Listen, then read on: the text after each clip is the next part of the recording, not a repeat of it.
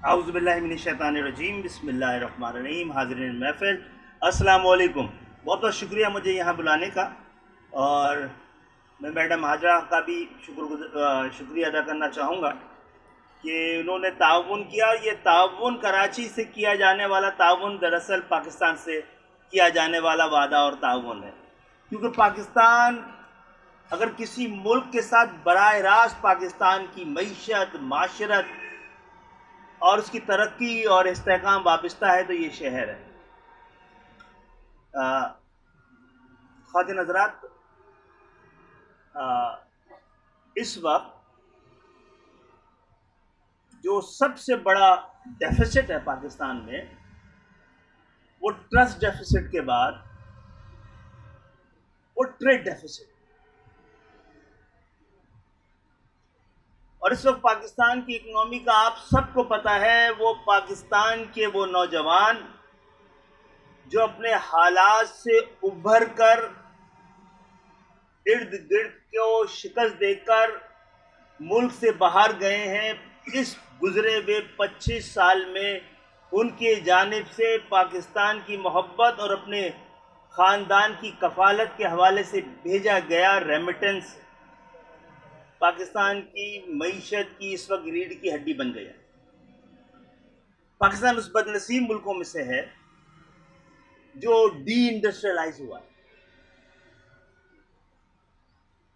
اس وقت ہمارے پاس ایکسپورٹ کرنے کے لیے اگر کوئی چیز بچی ہے خدا کی مہربانی سے تو وہ 18 کروڑ نوجوان ہیں جو پاکستان کی طاقت بن سکتے ہیں۔ یہ ہمارے لیے چیلنج بھی ہو سکتے ہیں اور اپرچونٹی بھی ہو سکتے ہیں۔ ان 18 کروڑ کا بتائیں ہم کریں گے کیا؟ ہم ان کو نہ صحیح طور پہ پڑھا پا رہے ہیں، شاید نہ نوکری دے پائیں۔ اللہ تعالیٰ نے اس ملک کو بنانے کے بعد ہماری تمام تر نالائکیوں کے باوجود کئی بار اپرچونٹی، کئی بار آپ کے دروازے پر، ہماری قومی غیرت کے دروازے پر اپرچونٹی دستخط دیتی رہی ہیں۔ اب آنے والے وقتوں میں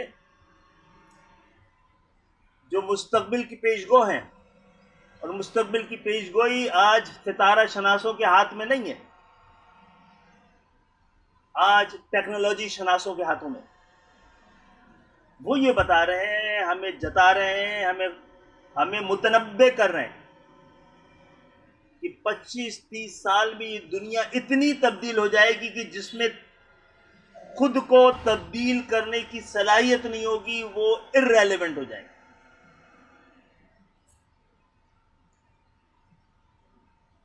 تو پاکستان کے 18 کروڑ نوجوان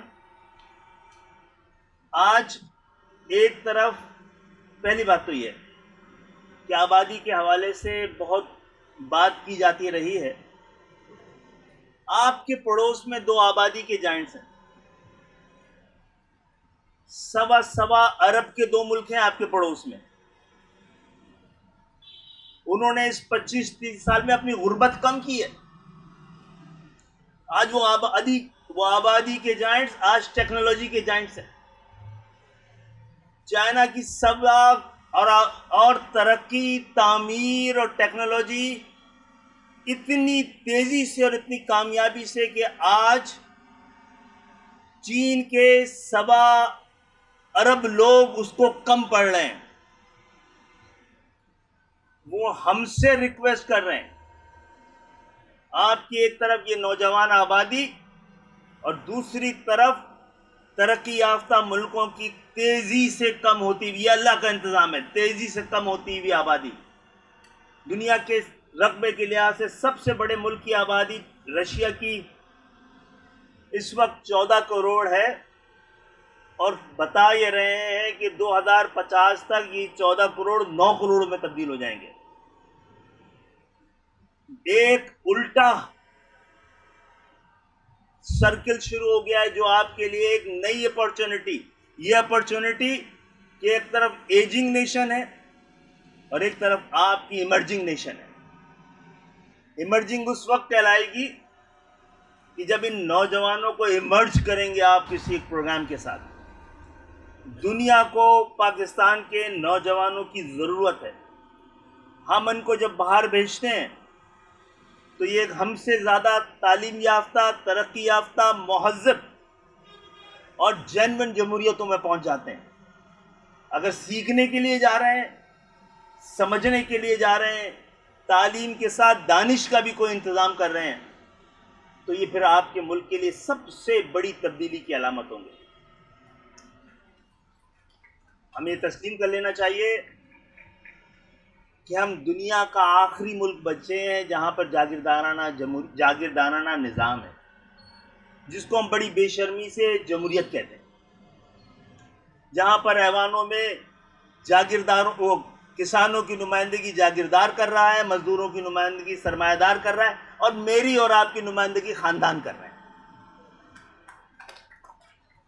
تو یہ شہر اس لیے بھی ضروری ہے کہ اس جاگیردارانہ جمہوریت، اس خاندانی حکومتوں، اس موروثی سیاست سے شہر کا تعلق نہیں ہے.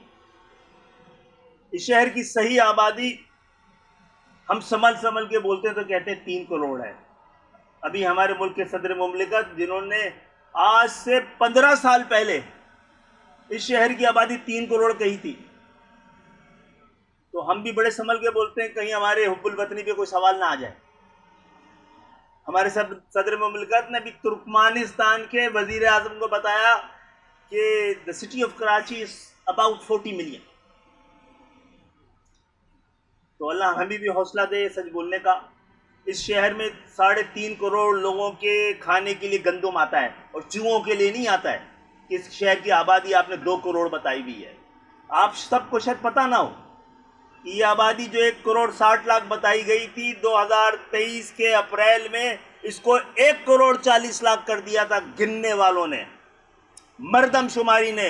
اور جو قوم مردم شماری نہ کرا سکے وہ مردم شناسی کہاں سے کرا سکتی ہے؟ تو بہرحال میں آپ سب کا شکر گزار ہوں. میں وزیر تو ہوں لیکن میرا ڈومیسائل بڑا کمزور سا ہے، اور لیکن یہ شہر اس ملک کے لیے ایک بہت بڑا پیغام ہے. یہاں پہ یہ نوجوان بیٹھے ہوئے دیکھیں، سارے ایم پی ایس، یہ 1 روپے خرچ کیے بغیر ایوانوں میں ہیں، مجھ سمیت. میں بھی نوجوان ہوں کیونکہ آپ اتنے ہی جوان ہیں جتنی آپ کی ہمت، حوصلہ اور امید. میں 5ویں دفعہ الیکشن لڑا ہوں، جیتا ہوں. میں نے 5 روپے خرچ نہیں کیے 5 الیکشنوں میں. اور یہ وہ کام ہے جو ہمارے علاوہ دنیا میں کوئی بھی نہیں کر سکا ہے. دنیا میں، پاکستان تو چھوڑ دیں، جہاں پہ الیکشن خریدا جاتا ہے. یہ پہلی جماعت ہے اس پاکستان کے جاگیردارانہ جمہوریت کے ایوان میں جہاں پر آپ کی نمائندگی ہے، وہاں پر اصل جمہوریت بستی ہے. تو یہ پروگرام کراچی کا دوسرا المیہ یہ ہے کہ 50-55 سال میں لوگ ہمت اور حوصلہ ہار گئے، یقین بھول گئے. اپنے ہونے والے تمام ترقی کے، تعلیم کے، بھلائی کے تمام کاموں کو وہ ایک دھوکے کی نظر سے دیکھتے ہیں. وہ اپلائی ہی نہیں کر رہے. تعلیمی اداروں میں، نوکریوں میں ان کو پتا ہے کہ مقدر بن گیا ان کو نہیں ملنے گا. کیا یہ شہر ایسے ہی تھا؟ 2008 تک یہ شہر دنیا کے 10 ایمرجنگ سٹی میں تھا. 30 نومبر 1987 کو جب پہلی دفعہ ایم کیو ایم بلدیاتی الیکشن لڑ رہی تھی، ہم میں سے 5% لوگ بھی 25 سال کے نہیں تھے. تو ہم میں سے اکثریت نے، ایم کیو ایم کے لوگوں نے اس الیکشن میں حصہ نہیں لیا تھا، ایم کیو ایم نے لیا تھا. اور ڈاکٹر فاروق ستار جو 28 آج آنا تھا ان کو، ویسے شاید جو 28 سال کی عمر میں اس شہر کے میئر بنے تھے، انہوں نے 5 مہینے میں ورلڈ بینک کی منظوری کے ساتھ پورے ساؤتھ ایسٹ ایشیا کا پہلا ماس ٹرانزٹ کراچی کے لیے منظور کروا لیا تھا. بن گیا کراچی میں. ورلڈ بینک نے منظور کر لیا تھا تو کراچی میں بن گیا کیا؟ میئر کیا کروا سکتا ہے؟ منظور کروا سکتا ہے، لگا نہیں سکتا بھائی.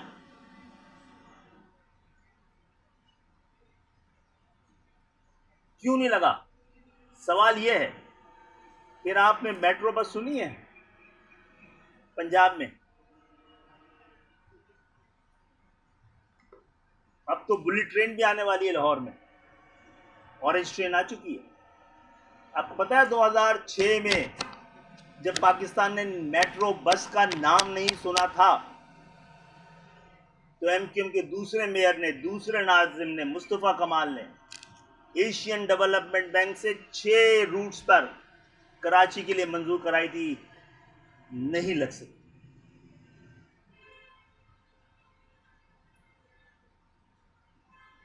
پہلے بی بی آ گئی تھی، پھر پی پی آ گئی تھی. 88 میں بھی یہ ہوا تھا اور 2008 میں بھی ہوا. الزام نہیں در رہے، ہم تو سلام کر رہے ہیں ان کو، ان کی کلیئرٹی آف تھاٹ پہ. وہ ابہام کا شکار نہیں ہے، جہاں پہ ہم جتنے مجھ سے لے کر یہاں تک وہ ابہام کا شکار ہے. ابہام سے بڑی کمزوری کوئی ہو نہیں سکتی. تو انشاءاللہ تعالیٰ میں شکریہ ادا کروں گا. اور اورنگزیب کیانی بھی یہاں بیٹھے ہوئے ہیں جن کی وجہ سے یہاں ہیں، اور ہم نے تو کہا تھا، گلہ نہیں کر رہے تھے، نوحہ سنا رہے تھے کہ یہ ٹریننگ پروگرام پورے پاکستان میں ہو رہا ہے، کراچی میں نہیں ہو رہا ہے. ڈائریکٹلی ہماری ذمہ داری نہیں تھی، لیکن میں پیف کا بھی شکریہ ادا کروں گا کہ اس نے اس شہر کے لیے گنجائش نکالی. خاص طور پہ میڈم حاجرہ نے جس تیزی سے کام کیا ہے، ورنہ کام ہمارے سرخ فیتوں کے بیچ نظر ہو جاتے ہیں. تو بہت بہت شکریہ آپ سب کی آمد کا. ریکویسٹ یہ ہے کہ ان پروگراموں میں اس شہر نے شامل ہونا شروع کیا، اور اس شہر کا شامل ہونے کا مقصد یہ ہے کہ پورا پاکستان شامل ہوگا، وزیرستان سے لے کر اور پنجاب کے چھوٹے چھوٹے دیہاتوں سے لے کر اندرون سندھ اور بلوچستان، کشمیر اور گلگت بلتستان، پورے پاکستان کی نمائندگی اس شہر میں موجود ہے. ہر محلے، ہر گلی کا کوئی نہ کوئی فرد اس شہر میں بستا ہے. اس شہر کی ترقی پاکستان کی ڈائریکٹ ترقی ہے، ایک ایک گھروں تک پہنچ جاتی ہے. تو پلیز اس وقت، اب تک تو نہیں ہو رہا تھا، اور یہ بتانے کی میں سوال کرنے کی بھی ضرورت محسوس نہیں کروں گا کہ کیوں نہیں ہو رہا تھا. اب انشاءاللہ نیفٹیک جو بہت بڑا ادارہ بن گیا ہے اس شہر میں، میرا خیال ہے 100-150 کے قریب اس کی کورسز ہوتے ہوں گے. اب میں نے تو کوئی نیفٹیک سے پڑھا ہوا نہیں دیکھا. انشاءاللہ 10,000 سے زیادہ لوگوں کو نیفٹیک اپرچونٹی دے رہا ہے اس سال کہ وہ تربیت حاصل کر لیں. آپ کے پاس کوئی سی بھی ڈگری ہو، اس تربیت کے بغیر باہر نہیں جا سکیں گے. اب کوئی نرس نہیں جا پائے گی باہر، اب کوئی ڈرائیور سعودی عرب، دبئی، قطر نہیں جا پائے گا. یورپ تو چھوڑ دیں آپ. اب ہر نے انٹرنیشنل سرٹیفکیشن کسی نہ کسی شکل میں ضروری کر دی ہے. اگر ہم آنے والے ان وقتوں میں ان 18 کروڑ نوجوانوں میں سے 10% کو بھی باہر بھیج دیں تو جو ریمیٹنس ہے، یہ جو ریمیٹنس سیکھ کے جائیں گے، خاص طور پہ ایمرجنگ ٹیکنالوجی میں، وہ کوالٹی ریمیٹنس ہوگی جو وقت کے ساتھ ساتھ، عمر کے بڑھنے کے ساتھ ساتھ بڑھتی جائے گی. ایک ڈرائیور کا ریمیٹنس وقت کے ساتھ ساتھ کم ہوتا چلا جائے. تو میں سمجھتا ہوں کہ آنے والے وقتوں میں ہم کراچی میں ہر ہفتے اس طرح کا ایک پروگرام دیکھ رہے ہیں، اور کراچی شامل ہو، کیونکہ اس کو ایڈوانٹیج یہ ہے کہ اس کے رگوں میں پاکستان خون بن کے دوڑتا ہے، اور جتنی تیزی سے دوڑے گا پاکستان بھی دوڑے گا. آئیے اس شہر کو دوڑانے کا بندوبست کریں. ویسے ہم لوگ بھی دوڑتے رہے ہیں قانون سے بچنے کے لیے، لیکن علم کے ساتھ دوڑنے کی کوشش کی. 20-30 سال کے بعد 2 یونیورسٹیز آ چکی ہیں، 8 یونیورسٹیز کو آنا ہے. بڑا مشکل ہے 18ویں ترمیم کے بعد یہاں یونیورسٹیز لانا. تو ہم پیسے بھی نہیں ہیں، ہم خالی عمارتیں ڈھونڈ رہے ہیں. تو انشاءاللہ تعالی 2 آ چکی ہیں. نیشنل ٹیکسٹائل یونیورسٹی آ چکی ہے، Pakistan institute of fashion design آ چکا ہے. Next month national college of arts آ جائے گا، اسی کے ساتھ ساتھ نیشنل اسکل یونیورسٹی آ جائے گی. پھر آنا شروع ہو جائے گی. تو پڑھنے سے مایوس لوگ ان کے لیے انتظامات ہو گئے ہیں, اور ایم پی سے بھی میرا درخواست ہے کہ گھر گھر جائیں ٹریننگ پروگراموں کے لیے بھی. آپ اور ہم واحد ہیں جو ہر گلی کو پہچانتے ہیں شہر کے. 4 کروڑ لوگوں کے ہر دروازے سے ہم واقف ہیں. ان کو مایوسی سے نکالیں. ہم خبردار کرنے کا کام ہم نے کر لیا ہے, مایوسی دور کرنے کا کام آپ لوگ کریں.